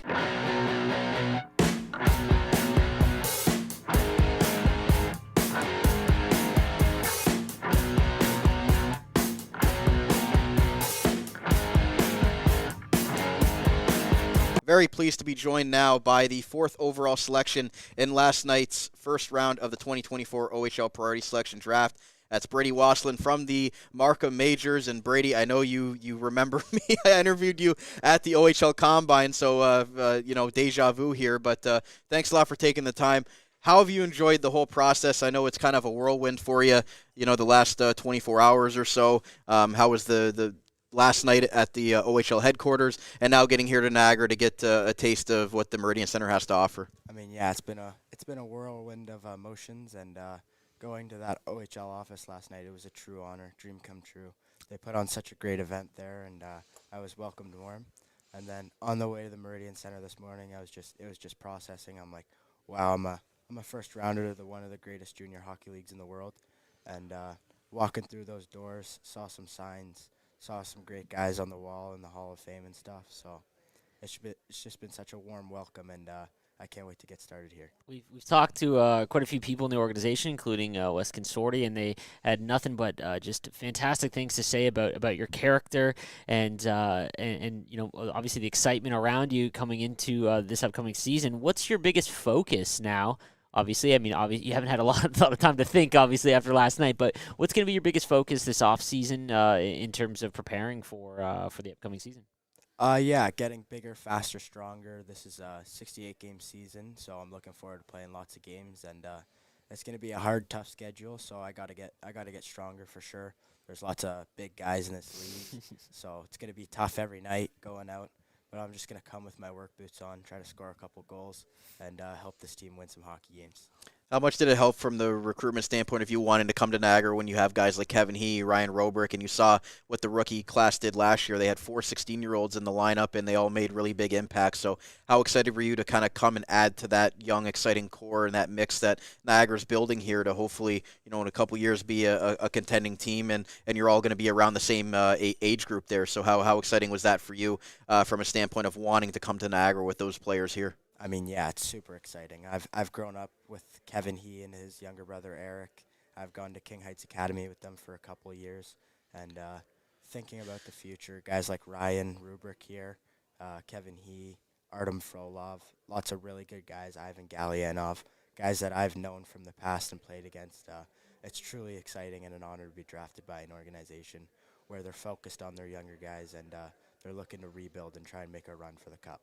Seeing last season's roster, and obviously we had 4 16-year-olds in the lineup, the guys that you just mentioned, does that give you a little bit of excitement because you're going to get your opportunities as well as the other players that were drafted this year? Is that an added bonus? Oh yeah, 100%. I mean, wherever I play, I just want to play hockey. I'm playing for the fans. I want to make them happy, make them want to come out and watch the games. So really, that's all I do it for, to make others happy. For the fans that are going to watch you next season, what would you say is your best strength? Scoring goals for sure. Let's go. Love that. Don't hate that. I love putting pucks in the back. You might have to compete with Kevin He and Ryan Robrick for that. It's going to be a tough one to win. Who's gonna have the puck on their stick the entire season? I mean, a couple of shooters. Do you like playmaking as well? Like, do you distribute to some of your guys? I love passing the puck as long as they're scoring goals and winning. That's all that matters. I want to bring up a quote because I talked to you at the Combine, so I already have a little bit of an inside info on you. Ever since I was a little kid, I looked up to Patrick Kane. I got to skate with him a couple of times, which was amazing. I wouldn't trade that for the world. He's such a class act and amazing hockey player. Can you tell the IceDog fans a little bit more about how you were able to have that opportunity to skate with Patrick Kane? And it's a guy you obviously looked up to, had a great OHL career with the London Knights, and obviously having a Hall of Fame career in the National Hockey League. Just that whole experience for you and how it came together. Yeah, I mean, he's one of the best players to ever play in the Ontario Hockey League, and I've been watching him since he played there, so watched him get drafted to Chicago. Chicago's been my favorite team ever since. I guess now it'd be Detroit, but I just kind of got invited out. It was a little bit of a 3-on-3 while he was in rehab, and he was recovering with his hip. I got to see him make some really cool plays that I've added to my game, and it was just so amazing to be on the ice with such a player like him. Yeah, and I think when you look at that, like when you skate with a guy like Patrick Kane, and does that mean that you say you're a Chicago Blackhawks fan, now you still got the same colors on with the IceDogs, so they kind of have the same jersey concept. Does that mean that you were a London Knights fan growing up, or because you were in Markham, you went to some Oshawa Generals games? No, actually, I grew up in Guelph, so I was a Guelph Storm fan Okay. as a kid. But now I'm the biggest Niagara IceDogs. Hey, the Guelph Storms have had some good teams over the years, but we can't blame you there. Brady, as we wrap up with you here, and we appreciate you taking the time. What's the offseason going to look like for you, and what's just your mindset as you continue on here and hopefully getting into training camp in August? Obviously, rookie camp's going to come up and things like that, but between now and training camp, what's going to be your biggest point of emphasis? Just working on getting stronger, really, bringing positive attitude to the dressing room. I know there's some great guys in this room, and it's just going to be an amazing year, and I'm so excited to start my journey with the IceDogs. You probably don't have any questions for us, but I'll ask you anyway if you did. I don't, but I'm grateful to have you guys here, and I'm grateful to be on the podcast. Appreciate that. You can ask us a question at sometime next season whenever you want to come on. But after your first goal. After your first goal. Braidy Wassilyn, 4th overall pick of the Niagara IceDogs in the 2024 OHL Priority Selection Draft. Brady, congratulations to you and your family. Look forward to talking to you more again, and I'm glad I was able to give you somewhat of the OHL Combine bump there and seeing you. And now that you're here in Niagara, we're so lucky to have you, and we look forward to covering your rookie season and beyond. Thank you guys very much. Braidy Wassilyn, former Markham Major, now the Niagara IceDogs' newest selectee here in the OHL Draft. Back on the Dog Pound Podcast, the official podcast of the Niagara IceDogs, and we're pleased to be joined now by the second-round pick, 30th overall by the Niagara IceDogs in the 2024 OHL Priority Selection, Maximus Crete. Max, thanks a lot for taking the time to join us. I know it was an exciting weekend for you and the family, having your name called at the OHL Draft on night one. Just initial reactions when you finally heard that your name called there, and just already trying to soak all of that in. Yeah, obviously, once I heard my name, it was a dream come true, right? I've always wanted to get drafted to the OHL. That's been my goal ever since I was a kid. And when I heard my name get picked by the Niagara IceDogs first day, it was a pretty amazing feeling. And you played for the Upper Canada Cyclones U16 team. You guys had 7 players drafted in the Ontario Hockey League. First off, what was it about your group that translated well to being Ontario Hockey League players? And secondly, how excited were the rest of you, texting each other and keeping in touch as the draft went on? Yeah, we really just grew to be brothers over the years. I mean, all of us played well together, and obviously the more the team success, the more the player success. And as we played as a team, the more people got recognized, and everyone was pretty hyped in the group chat. It was an amazing day for all the Cyclones. And you were the first one taken, so maybe a little bit of bragging rights there. But I wanted to ask you quickly about your name. It was one of the not about your play as well. But is there a quick story about your name? Because people were pretty excited about a guy named Maximus Crete coming here to Niagara. Is there any little backstory about your name?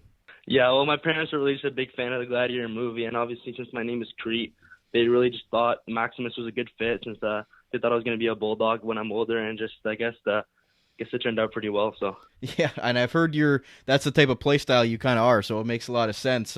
You're undersized as far as the height goes, 5'9", but from what everybody says that's kind of looked at you as far as the draft tape goes, they say you're a very scrappy player. So can you describe to the IceDog fans what type of player that you're going to strive to be here when you do get down to the Meridian Center?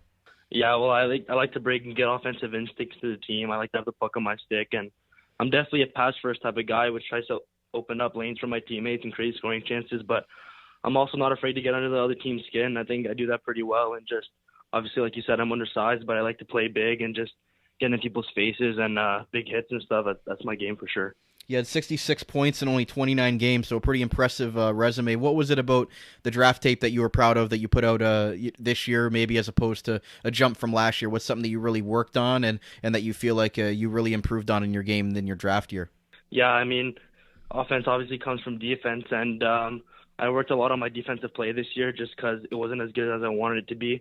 And jumping to the next level, that's a big piece into the game. So the more your coach trusts you, the more you can be on the ice. So definitely my defensive game, because the more you have the puck, the more you can score and create scoring chances.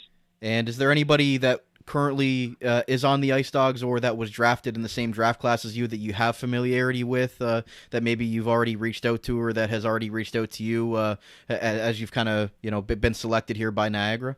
Yeah, well, first off, I mean, I like to say I'm good friends with Braidy Wassilyn. I played with him in the summer on a spring team there in Philly, and we keep in touch a bit here and there, and he's a good kid and a good guy for sure. Looking forward to trying to play with him.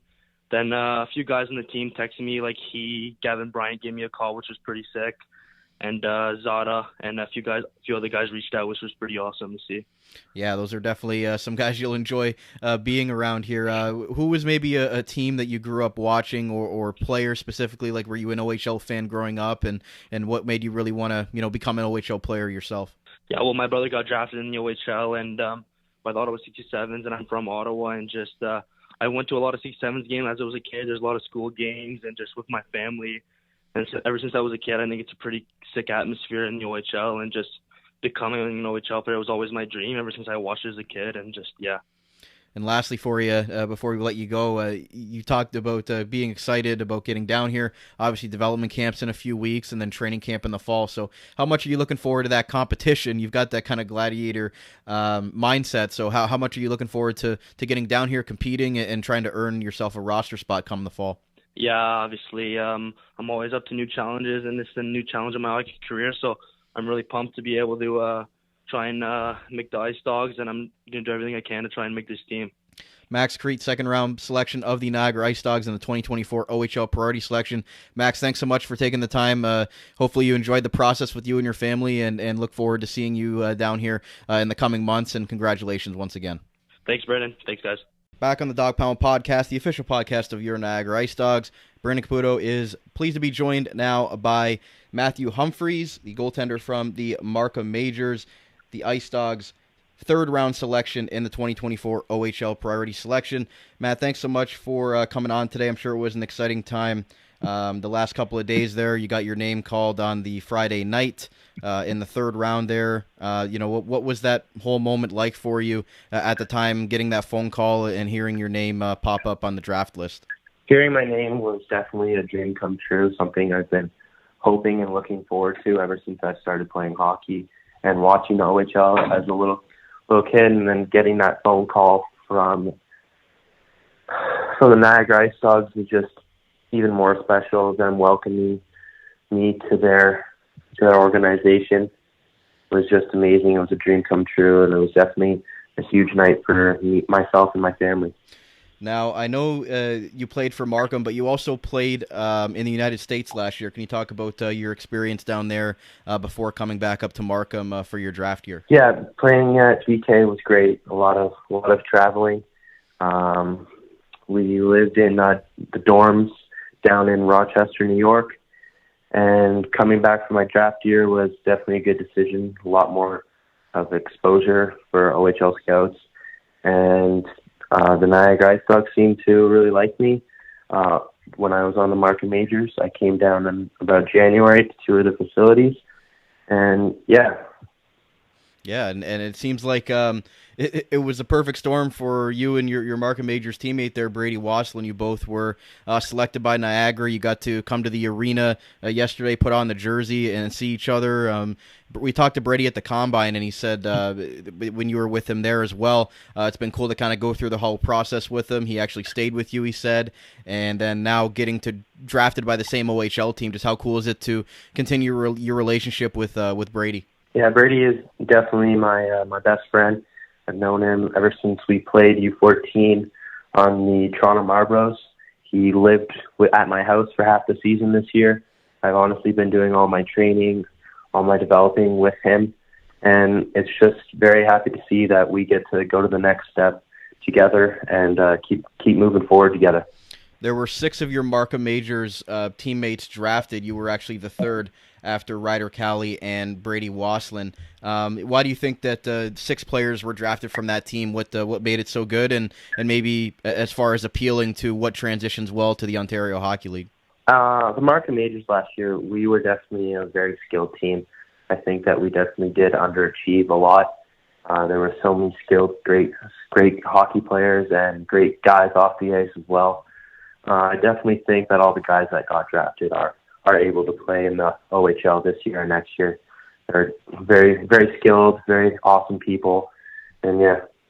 And when you talk about Brady a little bit, what's maybe one thing you can tell Niagara fans about what kind of player they're getting? He's obviously the 4th overall pick, and he's very highly touted. And I'm sure you've had some bragging rights with him, maybe stopping him in some shootouts here and there in practice. So what's something that, from your perspective, and then that people can be excited for in Niagara about Braidy Wassilyn? That he will score you many goals, and definitely he'll get you a few free cheeseburgers, as I saw in his interview. Definitely wants to score a goal to get everyone some cheeseburgers. Yeah, so he'll definitely get that for you guys, and he's a natural goal scorer, just pure skill, talent. His hands are filthy, and he's also just an amazing guy. He's super nice down the rink. He'll talk to everyone. Just a great guy. Yeah, hopefully he can get some last-minute cheeseburger goals in the third period when it's down to crunch time. But for those wondering, obviously you must have looked up to some goaltenders growing up in the OHL, maybe the NHL. Who's some guys that you try to mold your game after? You're 6'2" and you're only 15 years old. That puts me to shame, being 5'8" at 32 years old. But who was a couple of guys you kind of try to mold your game after in the net? Definitely Frederick Anderson. Watching him on the Leafs when I grew up, and then his moved over to Carolina. Just love the way he moves, how he plays, his puck handling when he's behind the net. He looks at himself as like a sixth defenseman out there. I try to look at myself as a sixth defenseman when I am puck playing. He always can lock down that first shot when it's him and a shooter all alone. His size, he's the same height as me. We use the same pads as him right now. Yeah, Frederick Anderson, I've always looked up to him.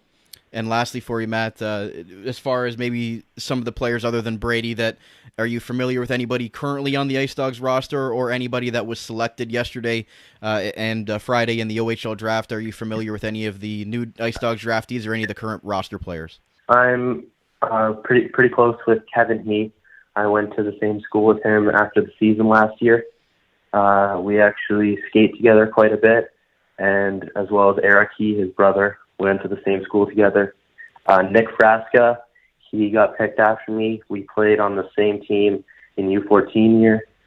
He was my defenseman. He's a great guy. And yeah. Have you heard from any of them since you were selected by the IceDogs? Yeah, I heard from Kevin and Eric. They congratulated me.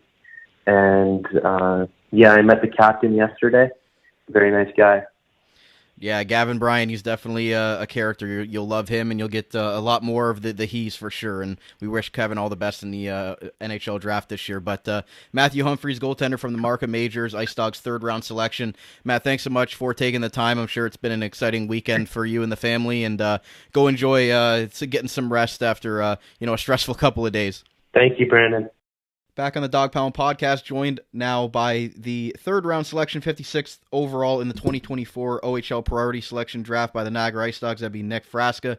Nick, thanks a lot for talking to us again. I talked to you at the Combine, so maybe somehow we ended up here in Niagara together. But regardless, just how cool of a process was that for you, having your name called on night one and that whole kind of experience of being drafted and kind of being there with your family and your brothers to enjoy that? Yeah, it was a cool experience. An experience I've dreamed of my whole life, just to hear my name called, see my name on the TV.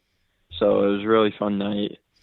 And I talked to you at the Combine about your Toronto Marlboros team. You guys had a lot of representation there at the Combine, and I believe, including yourself, there were 13 of you taken in the OHL Draft. Just how have you kind of been keeping in contact with them, and were you keeping tabs on all of your former teammates there with the Marlboros about where they were going and bragging rights maybe with the guys that were taken higher? Usually, I was just watching the draft the whole time and talking to them, congratulating them, because we're in it together always. We went through the whole year together. We were still going through it together. So congratulating them, talking to them, and I'll see them all tonight. So that's fun. As far as the rest of the IceDogs draft picks from this year, I know you were on Braidy Wassilyn's team at the Combine, but have you been able to have a relationship with any current IceDog or ones that were drafted? Do you have any familiarity with any of those guys? Yeah, me and Wazzy and Humphries played together before on the U14 Marlies. So we known each other, and me and Wazzy used to go to school together, so I've known him for a while now. I know some of the older guys on Niagara, like Kevin He. I've met him before through my brother.